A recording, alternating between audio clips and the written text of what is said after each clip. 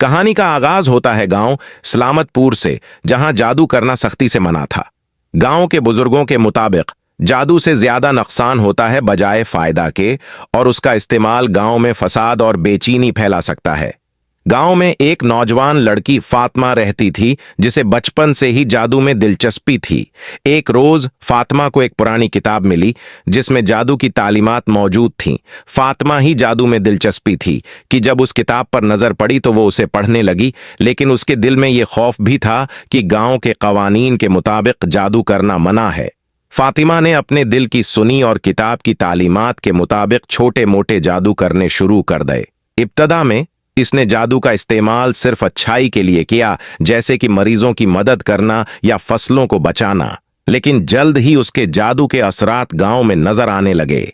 गांव के लोग जो पहले खुशहाल थे, अब एक दूसरे के खिलाफ हसद और शक में मुब्तला हो गए।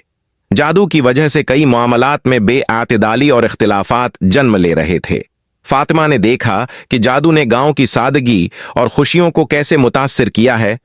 एक दिन फातिमा ने फैसला किया कि वो अब जादू का इस्तेमाल बंद कर देगी और अपनी गलतियों की तलाफी करेगी। उसने अपने किए हुए जादू को वापस लेने का फैसला किया और गांव के बुजुर्गों से मुआफी मांगी।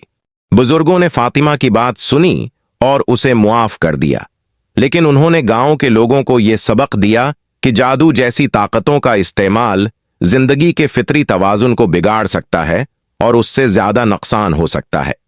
इस कहानी से फातिमा और गांव वालों ने यह सबक सीखा कि जिंदगी के मामलात में फितरी राह अख्तियार करना ही बेहतर होता है और किसी भी किस्म के शॉर्टकट या गैर फितरी तरीके से बचना चाहिए।